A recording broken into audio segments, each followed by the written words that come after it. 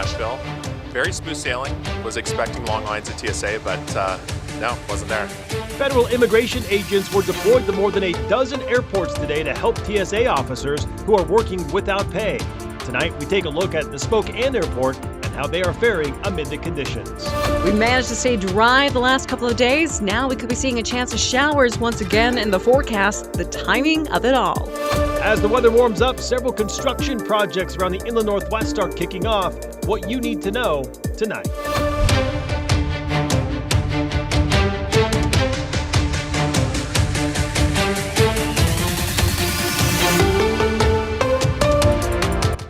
Good evening and thank you for joining us for KREM 2 News at 5 tonight. I'm Mark Hanrahan.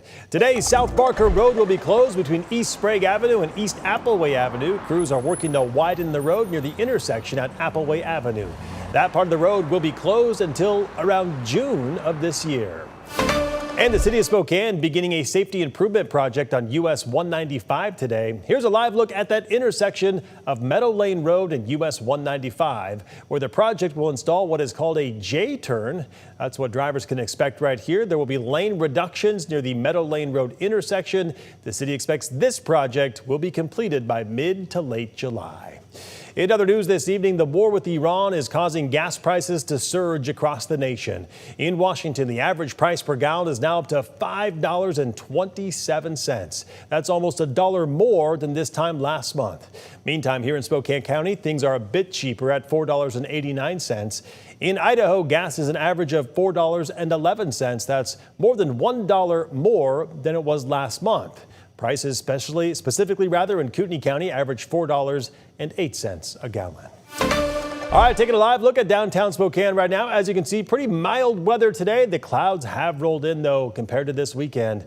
For more on our weather, let's head outside right now to meteorologist Cody Proctor in the Outdoor Weather Center. Cody, a beautiful weekend. Rain, though, heading our way. Exactly, Mark. And the timing of that looks to be for tomorrow. And I have to even just point out the differences an hour can make. An hour ago when I was here in the Outdoor Weather Center, I didn't have the jacket on. It was just warm enough that it was still relatively comfortable. Having sunshine helps that. But now the clouds have rolled back in. We got to have the jacket. I'm a wuss when it comes to being cold. But as we take a look at our temperatures, we're actually above our seasonal average for this time of year. We are at 55 degrees over the Spokane Airport. Winds coming out of the west at 7 miles per hour around our region, mostly hanging out into those low to mid 50s. Some of us getting those clearer conditions at this time, mostly around Moses Lake. We did pick up some moisture, at least on our satellite radar map from what I've been seeing throughout parts of our area. We've been keeping a close eye on that as we head into tomorrow because we've got that chance for some rain to move back into our forecast. The next 12 hours. We could still see some breaks in the clouds here and there, but as we head into tomorrow, we get more of that chance of that rain to move into our region tomorrow. And that chance for rain could even potentially stay with us into our evening hours for your Tuesday with breezy conditions expected.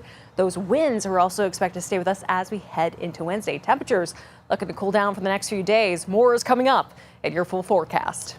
All right, we'll talk to you then. Cody, thank you very much. We are more than 1 month in since the partial government shutdown began. Travelers and airport security workers are among those most impacted with long wait times and no pay. Now the Trump administration is sending ICE agents to understaffed airports to help with screening. And tonight we are also learning what travelers are experiencing as they come and go from the inland Northwest. KREM 2's Regan Gallo shares what travelers are seeing at the Spokane airport. Well, here in Spokane, travelers tell me it's been smooth sailing for Spokane International Airport, but they say it does depend on where you're coming from.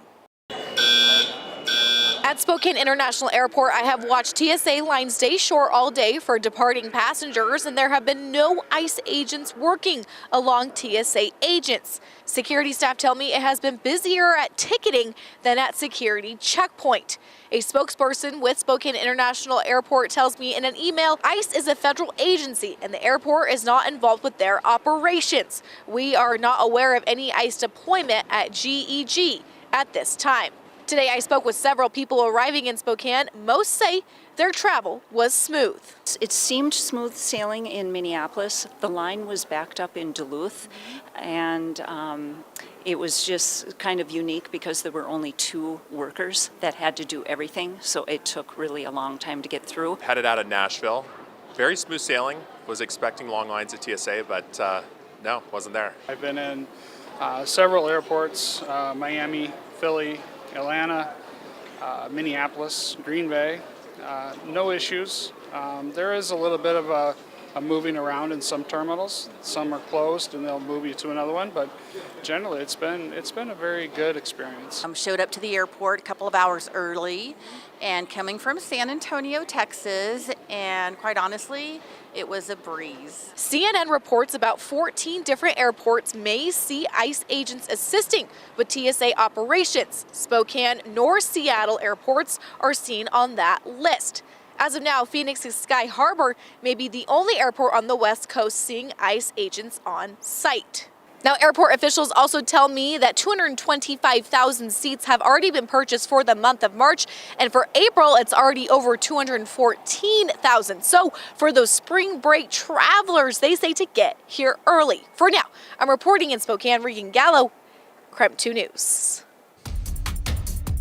2 pilots are dead, dozens more injured after a plane crash at New York's LaGuardia Airport. There are questions now about air traffic control leading up to last night's accident. Jared Hill has the latest from LaGuardia. Critical black box data has been recovered from the crashed Air Canada Express passenger jet, sources tell CBS News. Overnight, Flight 8646, moving about 100 miles per hour on the runway, collided with a rescue vehicle. Air traffic control had cleared that fire truck to cross the runway for another incident, but seconds later, the controller tried to pull back permission. Stop, truck one, stop, truck one, stop. We had a situation with United Airlines aircraft that had experienced an aborted takeoff. This is the reason why the fire and rescue crew had been deployed. The nose of the plane was crushed and the pilot and co-pilot killed. The air traffic controller could be heard discussing the incident with the pilot of another plane. That wasn't good to watch. Yeah, I know I was here. I tried to reach out to my stuff, and we were dealing with an emergency earlier, and I messed up. No, man, you did the best you could.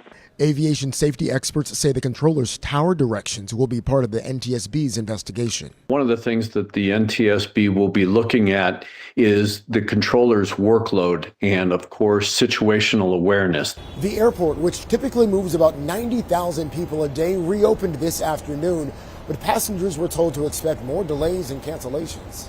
There is a reduced capacity because the aircraft and the fire truck are still in their positions from last night. This family trying to get back to Houston was in a holding pattern. Frustrated, exhausted. We have a baby with us, so it's really hard. Other flyers try to keep it all in perspective. Feel horrible for everyone impacted directly or indirectly, and just wish the best for people.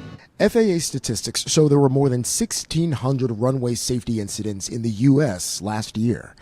Jared Hill, CBS News, LaGuardia Airport. All right, many more stories to come here on KREM 2 News at 5 tonight. Tonight, an investigation is still underway into yesterday's deadly shooting in Spokane. Everything we've learned so far. And President Trump says he's holding off on a potential strike against Iran's power plants while Iran denies any negotiations are happening. Everything we know after the break.